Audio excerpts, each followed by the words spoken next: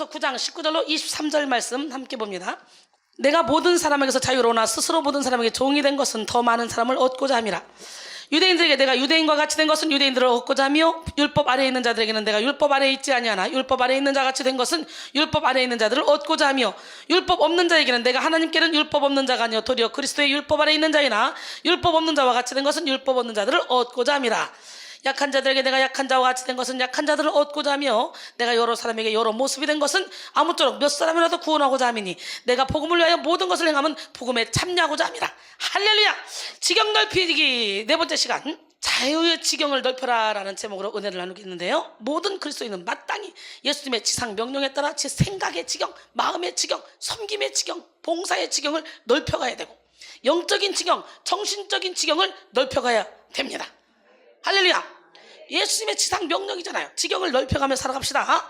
예수님은 우리에게 모든 족속으로 제자를 삼아 아버지와 아들과 성령의 이름으로 세례를 베풀고 내가 너에게 분반 모든 걸 가르쳐 지키게 하라. 볼지어다 내가 세상 끝날까지 너와 함께 할 것이다. 할렐루야. 마태복음 28장 19절로 20절 말씀이죠. 하나님은 하나님의 자녀들이 좁은 생각과 좁은 마음에 갇혀서 우물한 개구리처럼 살기를 원하지 않으십니다. 하나님은 우리가 지경을 넓혀감으로 큰 인생을 살기를 원하시고 마침내 이 땅에서도 천국을 누리며 살아가기를 원하십니다. 그럼 우리는 지경을 넓히기 위해서 기도해야 되고 찬양해야 되고 말씀 봐야 되고 봉사해야 되고 날마다 더 넓은 지경으로 나가야 됩니다.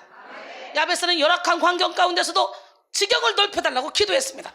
역대상 4장 10절에 보니까 야베스가 이스라엘 하나님께 아뢰어 이르되 주께서 내게 복을 주시거든 나의 지경을 넓히시고 주의 손으로 나를 도우사 나로 환난에서 벗어나 근심이 없게 하소서 하였더니 하나님이 그가 구하는 것을 허락하셨더라. 야베스가 나의 지역을 넓히시고 라고 한 것은 하나님이여 나의 한계를 뛰어넘게 하사 불가능을 가능케 하시고 나의 지경을 30배, 60배, 100배로 번창하게 하여 주시옵소서라는 그런 간구입니다. 브루스 윌킨스는 그의 책 야베스의 기도에서 야베스가 구한 축복에 대하여 내가 원하는 것을 나를 위하여 구하는 것이 아니라 나를 위해 하나님께서 원하시는 것에 레이저처럼 초점을 맞추는 것이라고 했습니다. 지경을 넓히는 것은 단순히 부동산처럼 땅 부자가 되는 것을 의미하는 것이 아닙니다. 자신의 영향력이 넓어지는 것을 의미하죠. 그에 따르면 육적인 크리스천이나 보통 사람들이 생각하는 지경에 대한 계산법이 있습니다. 그것은 나의 능력, 경험, 훈련, 인격과 외모, 과거, 다른 사람의 기대를 다 합한 것이 나에게 주어지는 지경이라고 보는 반면에 하나님의 계산법, 이 계산법은 좀 다릅니다. 나의 의지와 연약함 그리고 하나님의 뜻과 초월적인 능력이 합해져서 나의 확장된 지경으로 나타난다고 보았습니다. 여러분의 지경은 어떻게 돼요? 여러분의 의지와 연약함 그리고 하나님의 뜻과 초월적인 능력이 합해져야 되는 거예요. 약할 때 강함 주신 하나님을 만나야 되는 거예요. 세상의 지경은 그렇게 자기의 훈련 받고 자기의 능력대로 간다지만 지경이 넓어진다지만 우리는 영적인 지경을 넓혀가야 돼요. 건국대학교 교수인 유태영 박사는 전라도의 조그만 섬에서 중학교를 겨우 공부하고 졸업하고 머슴살이를 하던 소년이었습니다. 그는 무작정 도시로 상경하여 구두 닦기, 신문팔이, 아이스크림 행상 등을 하며 가까스로 야간 고등학교를 졸업했습니다. 그러다가 그는 구두를 닦으면서 생활하던 중에 우연히 유학이라는 말을 들었어요. 그 사람들이 물었죠. 유학이 뭐죠? 그랬더니 다른 나라에 가서 외국에 가서 훌륭한 선생님들에게 배우는 것이다. 이게 유학이다. 이렇게 들었습니다. 그때부터 그는 유학의 꿈을 꾸기 시작합니다. 빌립보 4장 13절에 내게 능력 주신 자서 내가 모든 것을 할 수 있느니라. 이 말씀을 부여잡고 유학의 꿈을 꾸다가 대뜸 가난한 농촌을 일으키기 위해 선진 농업국가인 덴마크로 가자라는 꿈을 꿨습니다. 이렇게 생각한 그는 엉뚱하게도 덴마크의 왕에게 덴마크에 가서 농사를 배워서 한국의 농촌을 부흥시키고 싶다는 편지를 써서 보냈습니다. 그는 편지 봉투에 주소도 제대로 적지 않고 프레드릭 9세, 국왕, 코펜하겐 덴마크라고 써서 편지를 보냈는데요. 이게 간 거예요, 이게. 그런데 약 40일이 지난 후에 편지 한 통이 왔어요, 덴마크로부터. 그 편지에는 덴마크 왕이 보낸 비행기표와 장학금을 줄 테니 공부하러 오라는 초대장이 담겨 있었습니다. 꿈인지 생시인지 의아했던 그는 즉시로 7개월 만에 덴마크 언어를 마스터하고 덴마크에서 공부한 후에 또 이스라엘에 편지를 써서 히브리 대학에서 또 박사학위를 받고 한국으로 돌아왔습니다. 그리고 청와대 농촌 발전 담당관실의 실무 책임자로서 1970년대에 새마을 운동을 추진하는 데 일조했습니다. 인생의 크기를 결정짓는 것은 생각의 크기요, 마음의 크기며 꿈의 크기입니다. 그러므로 우리는 하나님의 약속을 의지하여 생각의 지경을 넓히고 마음의 지경을 넓히고 할렐루야 꿈의 지경을 넓혀야 돼요. 자유는 일반적으로 어떤 존재가 내부나 외부로부터 구속이나 지배를 받지 않고 하고자 하는 것을 하거나 있는 그대로 존재할 수 있는 그런 상태죠. 자유는 치료의 목적이다 결과이며 그리고 건강의 다른 표현입니다. 육이 건강한 사람은 육의 자유를 누리고 정신이 건강한 사람은 정신의 자유를 누리며 영혼이 건강한 사람은 영혼의 자유를 누립니다. 하지만 건강하지 못하면 자유할 수 없어요. 육체의 질병이 있거나 상해를 입은 사람은 걸음걸이 및 모든 행동에서 제약을 받게 되어 육체적 자유를 누릴 수 없고, 마음이 건강하지 못한 사람은 정서적 장애로 인해서 정신적인 자유를 누릴 수 없고, 영혼이 병든 사람은 진리안의 자유 가운데 거할 수가 없습니다. 그러기에 겉으로 보기에는 멀쩡한 사람이라 할지라도 영혼이 병들어 있다면 그 인생은 살아가는 데 있어서 마치 육체의 질병이 삶의 큰 걸림돌이 되듯이 그 내면의 병 때문에 많은 걸림돌을 만나게 되죠. 결국 자유의 삶을 누릴 수가 없게 된다는 거죠. 여러분, 자유는 사람이 행복하게 살아가기 위해서 반드시 보장되어야 하는 것입니다. 우리는 모든 것을 가지고 있다 할지라도 자유가 없으면 행복하게 살 수가 없습니다. 그러므로 이 시간 우리는 자유를 누리되 자유의 지경을 넓혀야 돼요. 예수님은 우리에게 본질적이고 영적인 자유를 주셨습니다. 갈라디아서 5장 1절에 그리스도께서 우리를 자유롭게 하려고 자유를 주셨으니 그러므로 굳건하게 서서 다시는 종의 멍에를 매지 말자. 사르트르는 사형 집행의 칼로서도 우리들의 자유를 빼앗을 수 없다라고 말했어요. 여러분, 보울즈는요 자유의 주장은 신의 주장이다 라고 말했어요. 하나님이 우리를 만드실 때 자유의지를 주셨어요. 할렐루야. 2차 대전을 승리로 이끌었던 미국의 루즈벨트 대통령은 4가지 종류의 자유를 말합니다. 첫째는 기아에서의 자유, 둘째는 질병에서의 자유, 셋째는 전쟁과 자연재해의 공격으로부터의 자유, 그리고 넷째는 정치적 억압으로부터의 자유. 이외에도 사람들이 추구하는 자유는 참으로 많죠.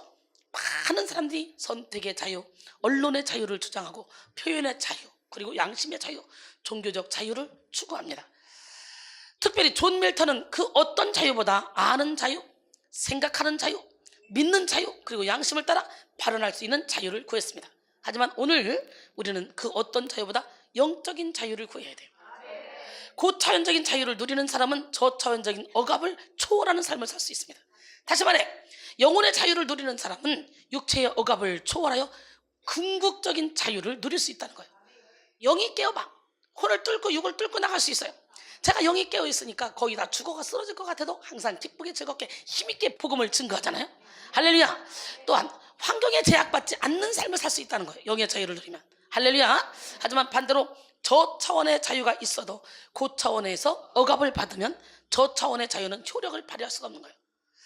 육이 자유하고 혼이 자유해도 영이 자유하지 못하면 또한 아무것도 의미가 없어집니다.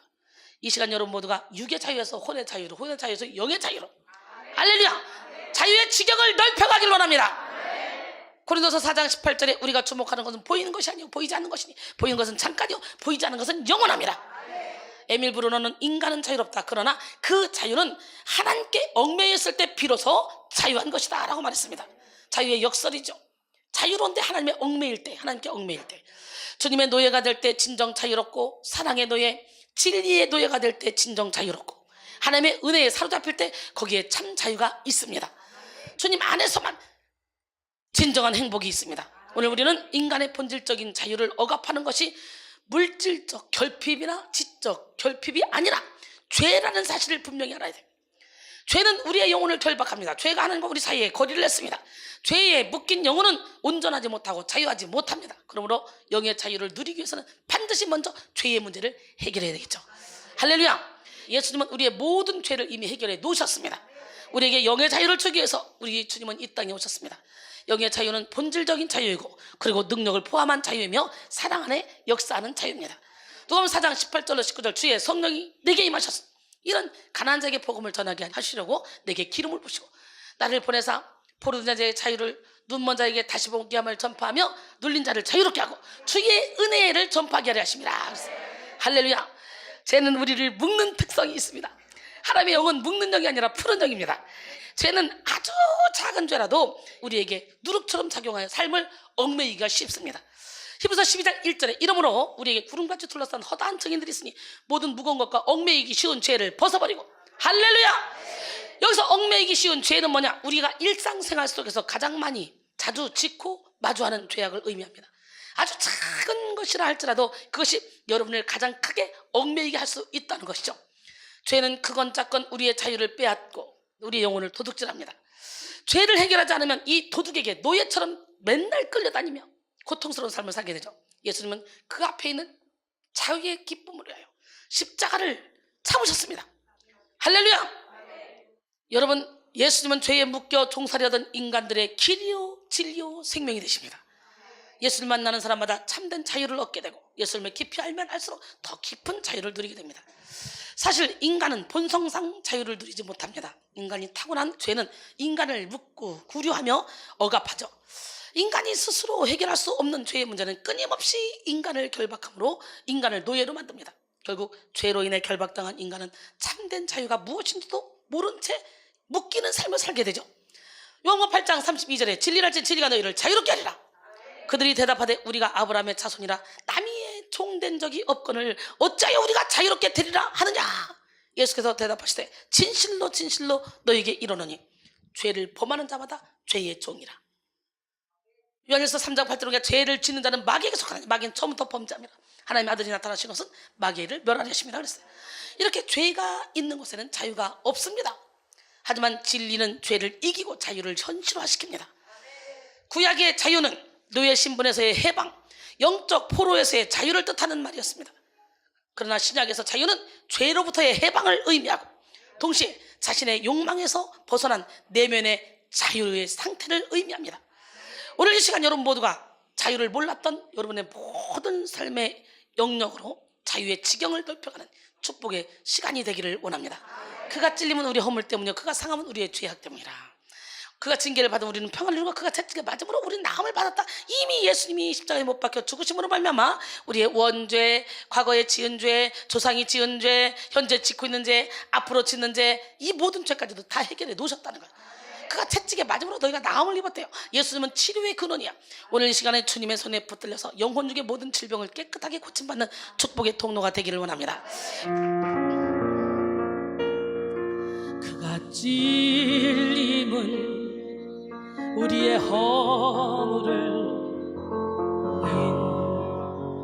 인함이요 그가 상함은 우리의 죄악을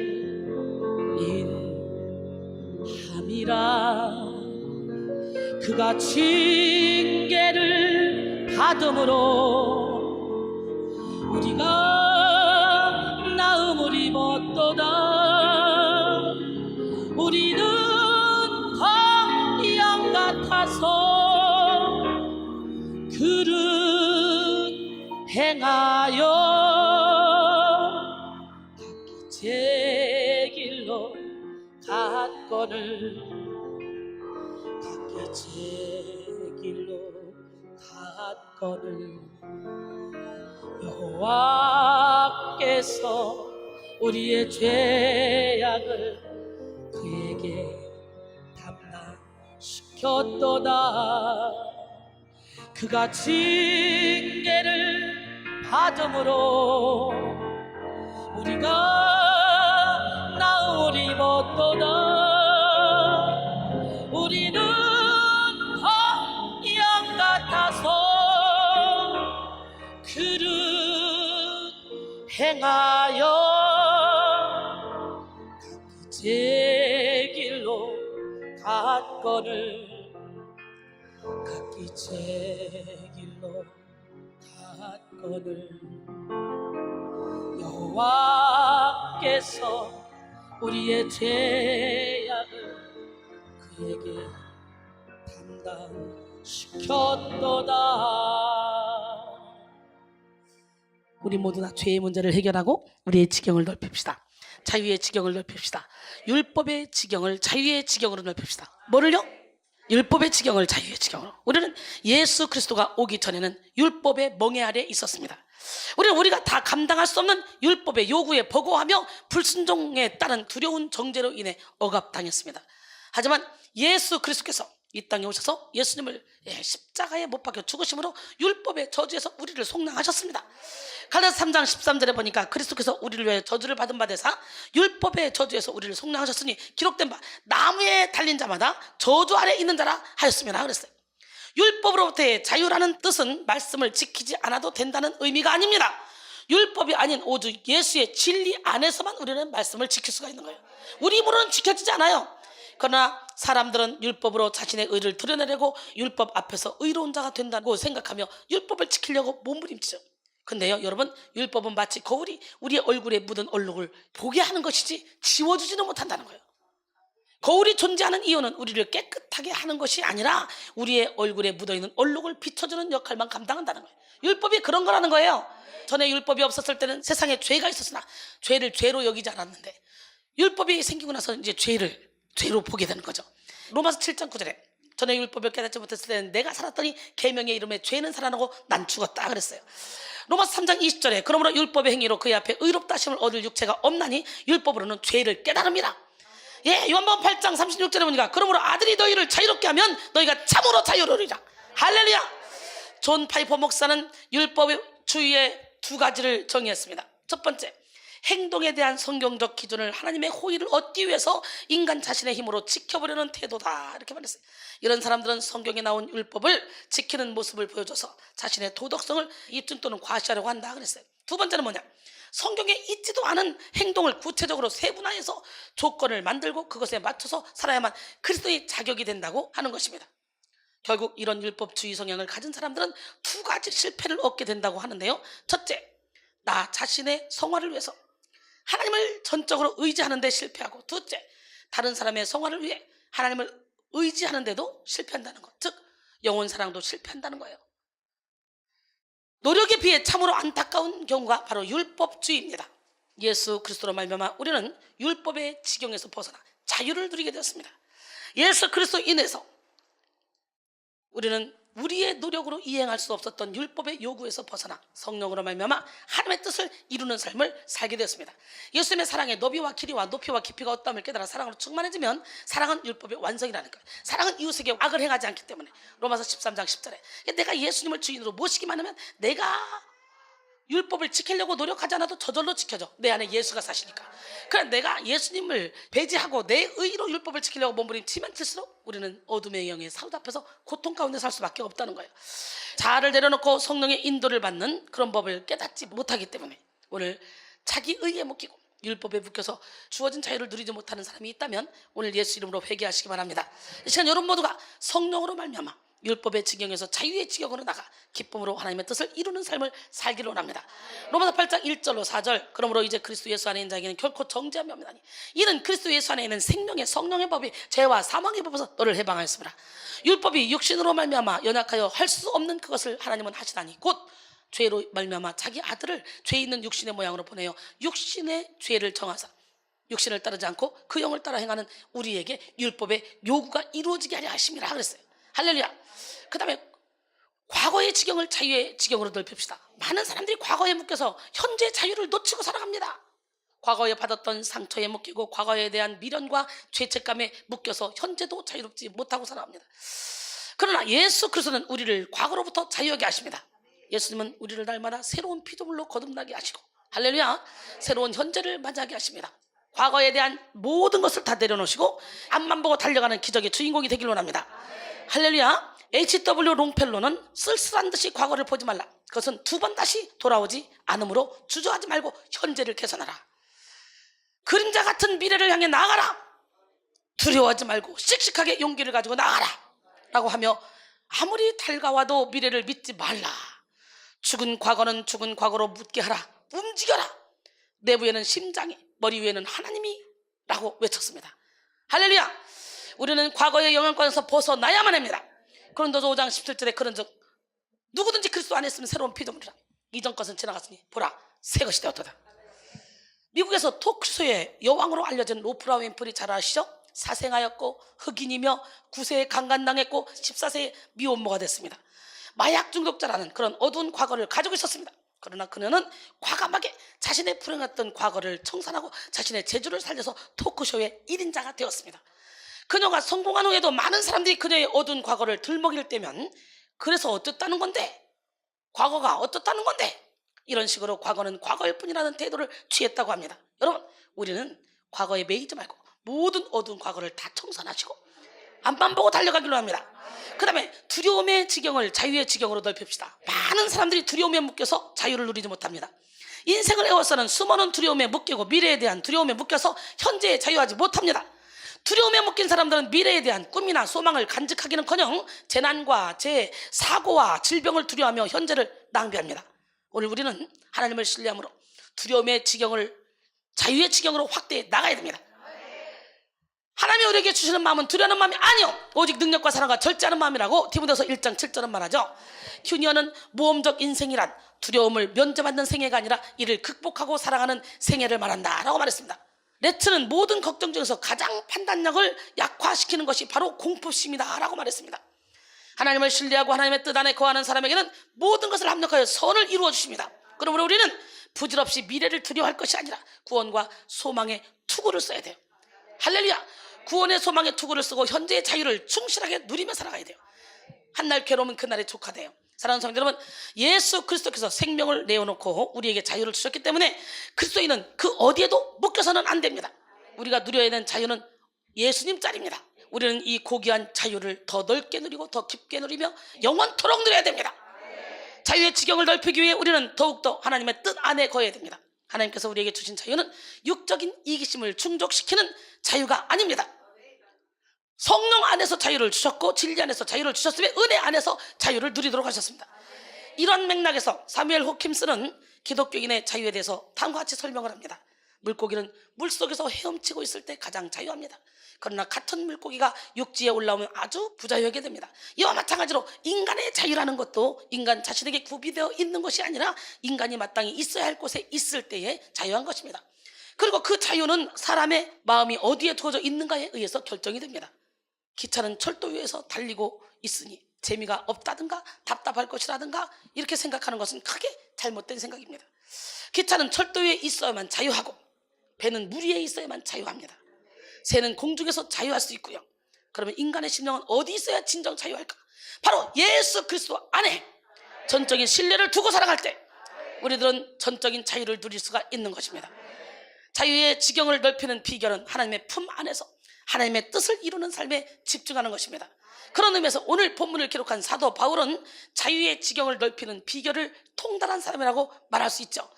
바울은 예수 그리스도로 말미암은 자유의 가치를 알았습니다. 그는 예수 그리스도로 말미암아 율법에서 자유했고 과거에서 자유했고 미래의 모든 두려움에서도 자유했습니다. 바울은 참으로 모든 곳에서 모든 사람에게 자유했습니다. 하지만 바울은 자유의 지경을 넓히기 위해서 스스로 자기 자유를 제한했다는 걸 알아야 돼. 자유할 수 있으나 스스로 자기 자유를 대해서 모든 사람에게 종이 됐다는 거. 영혼 구원의 하나님의 뜻을 이루고자 자신의 자유를 제한할 때 최상위의 자유를 누릴 수 있음을 알았기 때문에 고린도전서 9장 19절에 오늘 본문이죠. 내가 모든 사람에게서 자유로나 스스로 모든 사람에게 종이 된 것은 많은 사람을 얻고자 함이라. 그는 스스로 자기의 자유를 포기하고 모든 사람에게 종이 되었습니다. 그는 스스로 신체의 자유, 시간의 자유, 물질의 자유, 지식의 자유를 다 포기하고 사람의 구원을 얻게 된다면 자신의 모든 것이 다 없어져도 좋다는 뜨거운 사랑의 심정으로 복음의 일꾼이 되었습니다. 로마서 9장 3절에 보니까 나의 형제 곧 골육의 친척을 위하여 내 자신이 저주를 받아 그리스도에게서 끊어질지라도 원하는 바로다. 이야, 사도 바울의 모든 행동의 지침은 영혼 구원에 맞춰져 있습니다. 그는 완벽한 유대인 출신이었지만 예수 그리스도 안에서 유대인의 모든 관습과 명예를 포기했었습니다. 하지만 영혼을 얻기 위해서 유대인들 사이에서는 유대인과 같이 또 행동을 했다는 거죠. 유대인들의 영혼을 얻기 위해서. 또 바울은 율법에서 자유했지만 율법 아래에 있는 사람들의 영혼을 구원하고자 율법 아래에 있는 사람처럼 행동했습니다. 바울에게는 자신의 자유를 누리는 것보다 상대방의 마음을 열어서 상대방에게 복음을 전하는 것이 더 중요했기 때문에 그것이 오늘 본문 말씀이에요. 20절로 21절인가 유대인들에게서 내가 유대인과 같이 된 것은 유대인들을 얻고자 하며 율법 아래에 있는 자들에게는 내가 율법 아래에 있지 아니하나 율법 아래에 있는 자 같이 된 것은 율법 아래에 있는 자들을 얻고자 해요.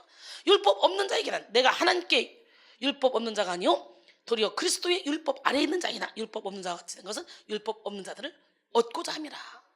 융통성이 있죠. 복음을 증거하기 위해서는 바울이 자신이 자유임에도 불구하고 스스로 종이 된 사실을 20절에서 22절 구체적인 실례를 들어서 설명하죠. 첫 번째로 거론한 것은 유대인들에게 유대인 노릇을 했다는 거예요. 사실 바울은요, 베냐민 지파 출신으로 유대인 중에 유대인이었어요. 가말리엘의 문화에서 공부한 바리새인 중에 바리새인이었습니다. 그러나 바울은 그리스도의 만남을 계기로 이 모든 것을 싹 다 배설물로 여겼습니다. 바울은 자신이 율법 아래에 있지 않지만 율법 아래에 있는 사람과 같이 되었습니다. 또 21절에서는 그는 율법 없는 자가 아니라고 표현했는데, 율법 없는 자란 바로 이방인들입니다. 근데 이방인들이란 이교도들을 가리키죠. 바울은 이런 이방인을 구하기 위해서 이방인처럼 율법 없는 자처럼 행동했다는 거죠. 또 바울은 복음에 통달하지 못하여 신앙적 의지가 약한 자들의 영혼을 얻기 위해서 약한 자들을 이해했습니다. 믿음이 좋으면 아무 문제가 되지 않는 것도요, 믿음이 약한 자들에게는 작은 것도 걸림돌이 되기가 쉽죠. 그래서 바울은 매사에 신중을 기했습니다. 고린도전서 9장 22절로 23절, 약한 자들에게 내가 약한 자와 같이 된 것은 약한 자들을 얻고자 하며, 내가 여러 사람에게 여러 모습이 된 것은 아무쪼록 몇 사람이라도 구원하고자 함이니, 내가 복음을 위하여 모든 것을 행하면 복음에 참여하고자 함이라 그랬어요. 약한 자들이란 약한 허약한이라는 뜻을 지니고 있는데, 여기서는 복음에 대해 올바로 이해하지 못한 악한 양심의 소유자들을 가리키죠. 이들은 소위 지식이 있다고 자처하고 믿음의 문제에 있어서는 강하다고 자처하는 그런 사람들에게 짓밟힘을 당한다는 의미에서 약한 자들이에요. 렌스키는 이에 대해 그들은 강한 자들에 의해 으깨어질 수도 있다라고 했습니다. 바울은 아직 성숙하지 못해서 연약한 이들의 어려움에 동참하여 거치는 올무가 되는 요소들을 다 제거하고, 그리고 그들의 신앙이 자랄 수 있도록 돕고자 했습니다. 바울이 모든 자유를 제한하면서 얻고자 한 자유는 뭐냐? 바로 복음에 참여하는 자유였습니다. 복음에 참여하는 자유는 모든 자유를 총괄하는 자유이며 최상의 자유입니다. 복음에 참여하여 영혼을 살리는 자는 하나님이 허락하시는 비밀스러운 영광스러운 자유를 누리고 영광의 면류관을 받게 됩니다. 사랑하는 성도 여러분, 우리는 이런 삶을 살아야 돼요. 고귀한 자유를 위해 저급한 자유는 기꺼이 포기할 수 있어야 돼요. 영원한 자유를 위해 일시적인 자유는 내려놓을 수 있어요. 썩을 것으로 신고 썩지 않을 것으로 탈살하며, 욕된 것으로 신고 영광스러운 것으로 탈살하며, 육의 몸을 신고 신령한 몸으로 탈살하나니 육의 몸이 있은즉 영의 몸도 있다고 고린도전서 15장 42절로 44절 말씀하시죠. 고린도전서 6장 12절에 모든 것이 내게 가하나 다 유익한 것이 아니요 모든 것이 내게 가하나 내가 무엇이든지 얽매이지 아니하리라. 할렐루야. 결론적으로 영혼 구원에 이르는 길, 복음에 참여하는 길이 자유의 지경을 넓히는 최고의 길입니다. 이 시간 여러분 모두가 예수 그리스도의 복음의 능력을 의지해서 율법에서 자유하고, 과거에서 자유하고, 두려움에서 자유하여 모든 일에 있어서, 모든 사람에게 있어서, 모든 환경에 있어서 자유한 자유자로 우뚝 서시기를 바랍니다. 그리고 가장 고귀한 복음에 참여하는 자유를 위해서 자신의 허락된 자유를 스스로 포기하고 영혼 구원에 초점을 맞추는 가장 위대한 삶을 사시기 바랍니다.